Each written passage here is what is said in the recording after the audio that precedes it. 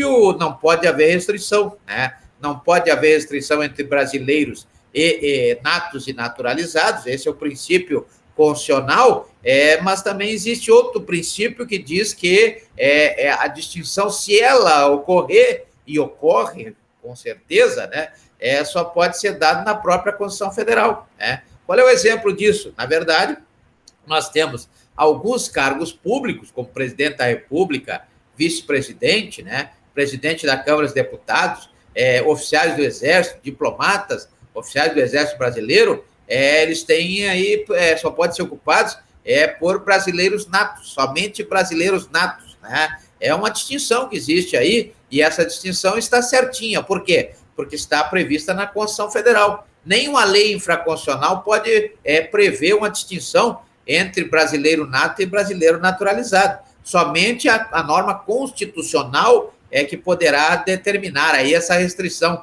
entre brasileiros natos e brasileiros naturalizados. É o que está lá no artigo 12, parágrafo 3º da Constituição Federal. Artigo 12, parágrafo 3º da Constituição Federal. Quando o parágrafo 3º da Constituição Federal, do artigo 12, né, traz lá que pode haver, que há cargos somente para brasileiros natos, está fazendo aí, logicamente, uma restrição, e essa restrição só pode se dar pela Constituição Federal. Agora, a restrição entre brasileiros e estrangeiros, essa sim, essa pode ser até por lei infraconstitucional, né? Essa poderá se dar por lei infraconstitucional nos termos do que prevê o artigo 59 da Constituição Federal. Artigo 59 da Constituição Federal. Então, vejo que só a Constituição é que poderá determinar qualquer tipo de diferença ou de restrição entre brasileiros natos e brasileiros naturalizados. É o que acontece no artigo 5º,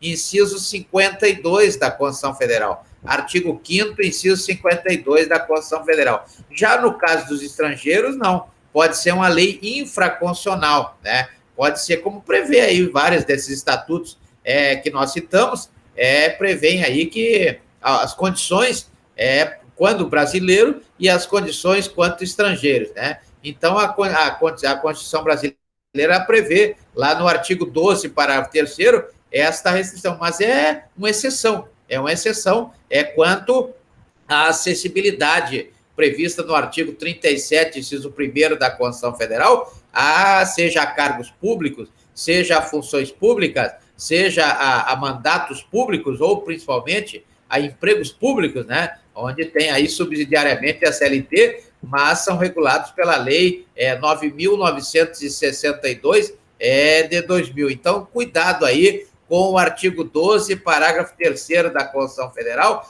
que é uma exceção à regra, é uma exceção ao princípio, não é verdade? E também, claro, logicamente, temos algumas exceções aí importantes, por exemplo, no caso dos diplomatas, né, que estão previstos lá no artigo 12, parágrafo 3º, inciso 5, ou inciso 5º, né? Inciso 5º, como diz a lei complementar número 95 de 98, lá no artigo 10, até o 9 é nono, né? Depois de 10 para cima é que é 10, 11, 12, né? Então, o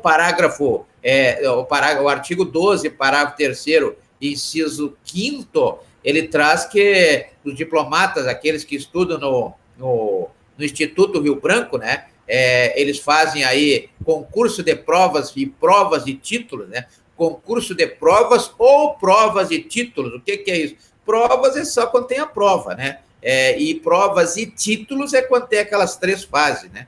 A primeira prova é escrita, a segunda prova é oral e a terceira prova é análise de títulos, né? Análise, quem tem mestrado, doutorado aí, nos termos do que diz o artigo 44, inciso 3º, da Lei 9.394 de 96, a Lei de Diretriz e Base de Educação, Lei 9.394 de 96, né, a Lei de Diretriz e Base de Educação, diz que doutorado, mestrado, são pós-graduações específicas previstas lá no artigo 44, inciso 3º, né? Então, essas pessoas ganharão pontos aí, em relação àqueles que não têm doutorado, não têm mestrado, não é verdade?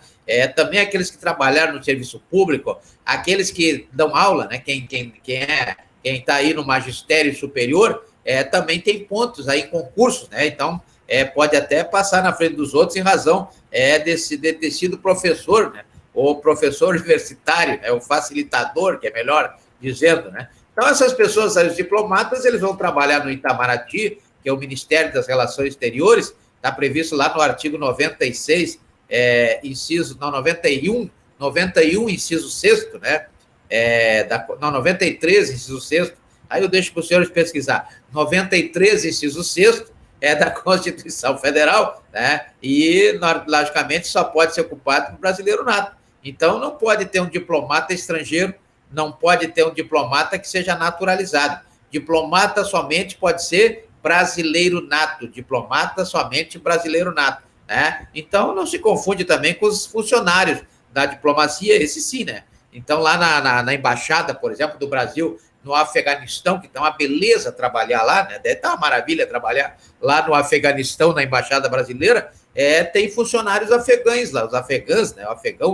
Afegãos, né? Os afegãos estão trabalhando lá, são funcionários, né? Assim como tinha na embaixada dos Estados Unidos, etc.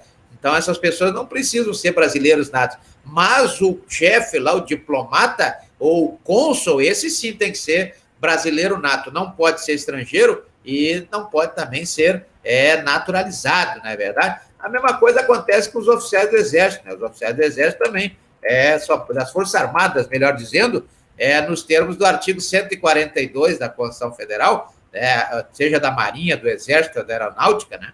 O importante é que a previsão que eles têm que acessar por concurso público, né? E esse entendimento também está se estendendo aí para os oficiais das polícias militares, né? Aquelas polícias previstas lá no artigo 144, inciso 5 da Constituição Federal, já que esses oficiais da polícia militar e dos bombeiros, eles são auxiliares aí do Exército Brasileiro, forças auxiliares do Exército Brasileiro, não é das Forças Armadas, né? Cuidado aí com o concurso. Não se trata das Forças Armadas, e sim somente do Exército Brasileiro, né? Então, veja que está previsto lá no artigo 44 da Constituição, aliás, 42 da Constituição Federal, 42 da Constituição Federal, a situação das polícias militares. E os oficiais das polícias militares também deverão ser aí logo também só brasileiros natos, né? Somente brasileiros natos, isso aí não é um entendimento que está dominando aí tanto a jurisprudência quanto a doutrina, né? Em consequência, conforme prevê o artigo 12, parágrafo 3º da Constituição Federal, um oficial da Polícia Militar, ele não pode ser naturalizado e ele também não pode ser estrangeiro, nem naturalizado, nem estrangeiro, podem ser aí oficiais da Polícia Militar, né? Isso é muito importante. Muito bem. Então, quanto à acessibilidade,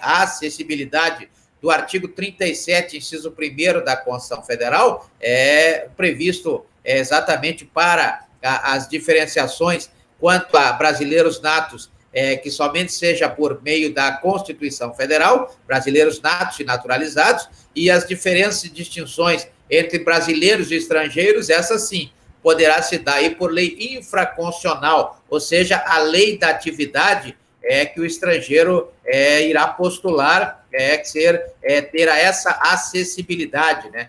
Ter essa acessibilidade. Então, logicamente, depende da lei da carreira. Lei da carreira é que vai determinar. Então, nós temos aí, quanto a essas exigências, outras que poderão fazer parte aí, por exemplo, o requisito da idade, né? Muito se fala que não existe como cobrar idade em concurso público, mas não é o entendimento jusrealista, né? O entendimento jusrealista diz que pode ser cobrada a idade, sim. Isso, logicamente, tem que estar previsto também na lei da atividade, né? Aquela lei que a pessoa postula ocupar o cargo, a função, ou o mandato, ou mesmo o emprego público, desde que seja extremamente necessário e justificável. Necessário e justificável poderá ser cobrado o critério da idade. Imagina um policial com 110 anos de idade, né, correndo atrás do bandido, não é verdade? Então não pode, tem que ter um limite de idade, tem que ter uma idade para ser policial. Isso está previsto em 2 súmulas aí do STF, né? A súmula número 14, e também na súmula 683, súmula